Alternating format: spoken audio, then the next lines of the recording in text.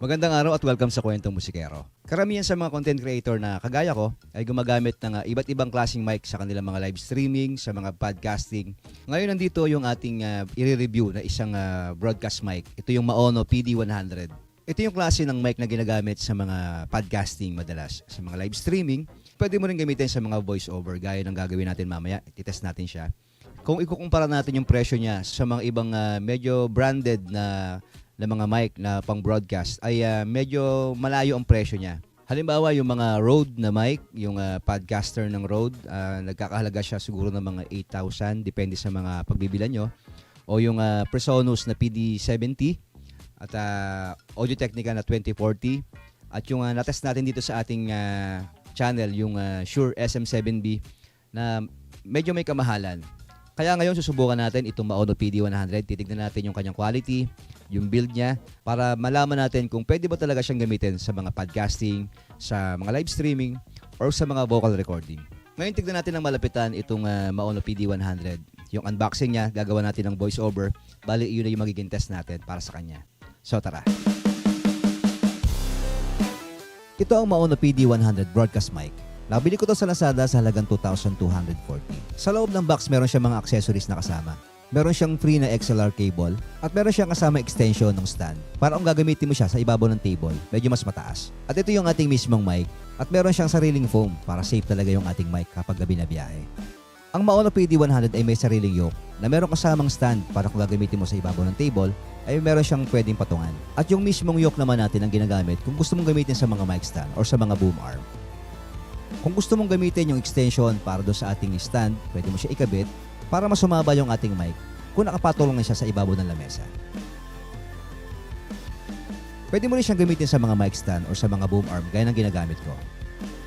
Para sa akin, mas okay na gumamit ng isang boom arm kung gagamit ka ng mga broadcast mic, lalo kung gumagawa ka ng mga podcasting or mga live streaming. So mas okay yun kaysa sa nakafix doon sa table natin yung ating mic. So yun narinig nyo doon sa ating voiceover, ginamitan ko na siya ng equalizer para mas ma-tune pa natin yung ating boses, compressor, at syempre yung de-esser para doon sa mga sibilants. Matanggal natin yung mga S na masakit sa tenga. So ito yung ating Maono PD100. Ang build niya is talagang maganda para sa akin. Para siyang pinaghalong PD70 ng Presonus at Audio Technica na 2040. Dahil yung itsura ng ating mismong mic, yan, para siyang kamukhang-kamukha talaga nung sa Audio Technica. At yung yoke niya naman para naman dun sa PD70 ng Presonus. So itong Maono PD100 ay polar cardioid pattern siya. So ibig sabihin, ang response nung kanyang sensitivity, malakas dun sa harapan, medyo mahina sa gilid, at mas wala na halos ma-pick up dito sa likod. So kaya talaga napakaganda nito para gamitin sa mga podcasting or sa live streaming. Lalo kung medyo marami kayo sa isang room na gumagawa kayo ng podcasting nyo. Hindi masyadong nasagap ng mic yung ibang tao dun sa room. Hindi gaya ng mga condenser mic na talagang dilig-dilig lahat ng mga ingay. Napaka-sensitive kasi talaga ng mga condenser mic.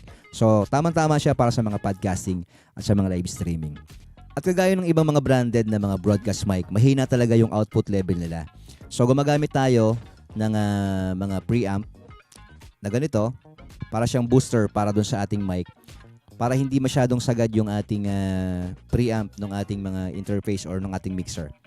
Nakakonect yung aking mic doon sa ating audio interface na M-Audio at yung level ko is nasa number 9. Almost sagad na talaga yan. So hindi siya advisable na gumamit ka ng ganyang kataas na level, pero ipupush lang natin itong ating mic na PD100 para matest natin kung talaga yung kung hanggang saan yung kaya niyang ibigay sa atin. So naka level 9 yan. Pag tinaas ko pa ng konti ito, may marinig na kayong noise. Ayan, di ba? Distorted na siya. So pinaka-safe lang is number 9. Pero kung gagamitan natin itong ng mga gantong preamp, siguro nasa mga level 4 or 5, okay na siya. Malakas na talaga siya. Ginagamit ko rin ito sa aking Shure SM7B na tinest natin dito sa ating channel. Nasa 1,300 plus yata ito sa Lazada, pagkakaalam ko. Ngayon, tignan naman natin yung ating response ng ating mic. Yung polarity niya is nasa, sabi ko nga kanina, is cardioid pattern. Ibig sabihin mas malakas yung sensitivity ng ating mic pag nakaharap ka dito sa mismong capsule natin. Sa gilid wala masyado at sa likod. I-test natin ngayon. So nagkasalita ako sa harap ng mic natin, mga 2 inches lang yung layo dahil intended naman talaga yung mga dynamic na mic na gamitin na malapit sa bibig. So check, hey. Sa gilid naman. Check, hey. Check, hey. Sa likod. Check, hey. Hello, mic check. Hello, mic check. Hello, mic check. So para sa akin maganda yung shielding na ginawa nila rito. Sa harap, napakaganda ng response. Pagdating sa gilid at sa likod, talagang halos wala ka na marinig. Talagang ideal yan para sa mga environment na hindi ganoon katahimik gaya nitong room ko. Na nasa harapan ko kasi yung aking CPU ng PC, syempre yung fan yan maingay. Nasa gilid ko naman yung aking electric fan na naka number 2. Hindi masyadong naririnig. Pakinggan natin ngayon yung noise ng ating mic. Naka 9 yung ating preamp at ito yung ating floor noise.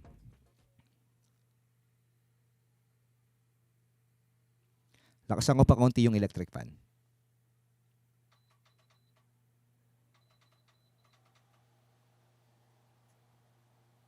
So sa headphone ko, hindi ko masyadong naririnig yung ingay ng mga fan dito sa harap ko at sa gilid ko na syempre maganda yon para mas malinis yung ating maging recording.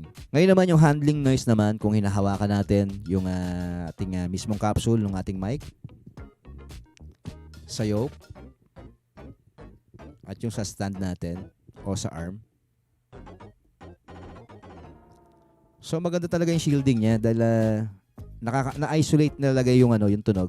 Hindi maingay kahit hawakan mo yung yoke niya at yung body o yung mismong capsule ng ating mic.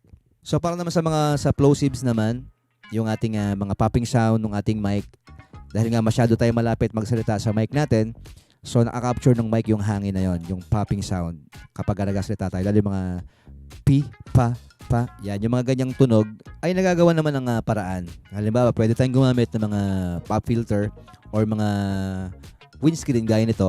Ito ay isang foam na nilalagay natin sa ating mga mic gaya nung sa SM7B, meron din siyang ganito para ma-eliminate natin yung mga popping sound ng ating boses. So, itry natin ito mamaya, pero yung sibilance test muna ang gawin natin. Para naman sa sibilance test natin, yung mga S naman, na mga harsh na masakit sa tenga, hindi niya naman ganun na kalakas na pipick up. So, para sa akin, okay naman. Dahil sa editing naman, nagagawa naman ng paraan yan. Kung meron kang naririnig na masakit sa tenga ng mga S, pwede natin gamitin ng mga DSR. Pero sa kanya, hindi siya ganun kasakit sa tenga. Although, para siyang, ang dinig ko sa kanya is para siyang yung mid-range niya is medyo mas mataas at yung low end niya. Para sa high-end, hindi masyado. So, good thing yon. Halos parang transparent lang din yung tunog ng boses natin sa pandinig ko.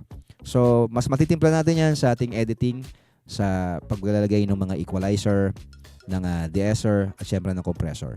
So, tignan natin ngayon yung epekto naman ng ating windscreen. Kung lalagay natin siya, kung mababawasan ba yung mga popping sound ng ating boses kapag meron ito. So nakakabit na yung ating windscreen sa ating mic at malaking epekto niya talaga. Nabawasan yung mga hangin na narinig natin doon habang nagsasalita ako. Lalo yung mga popping sound na tumatama doon sa ating mic habang nagsasalita tayo. Nabawasan siya. At dahil nga may nakaharang na foam doon sa ating mic, medyo nabawasan din yung mga sibilance ng boses natin. Yung mga S sound, medyo nabawasan. Napino siya. Kasi tumatama muna siya doon sa screen or doon sa foam bago tumama doon sa capsule ng ating mic. So malaking bagay talaga kung gagamit ka ng windscreen sa ating mga dynamic mic.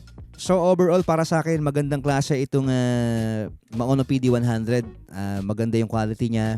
Natutuwa ako dahil nga halos pwede ko na siya ikumpara doon sa aking Shure SM7B na OEM. Although sa price range nila napakalayo.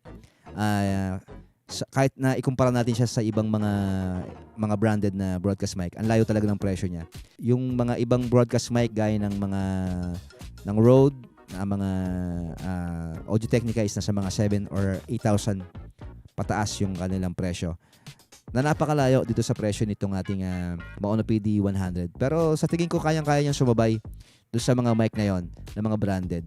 So overall, para sa akin, magandang klase itong Maono PD100. Ang laki ng potential niya, lalo kung gagamitin mo siya sa mga podcasting, sa mga live streaming, at kahit sa mga voice-over or mga vocal recording. At para naman sa presyo niya na 2,000 plus, sulit na yon dahil ang ganda talaga ng quality ng mic na to. Para sa akin, pwede ko na siyang ituring na isang professional na broadcast mic. Sa pandinig ko, okay na talaga kasi siya. Kailangan mo lang talaga na i-tweak pa or i-edit pa yung voice mo kung talagang mas gusto mo pa na mas gumanda yung quality nung yung gagawin na recording. Yan, sana nakatulong tayo sa lahat ng mga naghahanap ng mga budget na broadcast mic gaya nitong ating ni-review ngayong araw na to, ang Maono PD100. Maraming salamat po sa inyong panonood. Ako po si Val at ito ang Kwentong Musikero.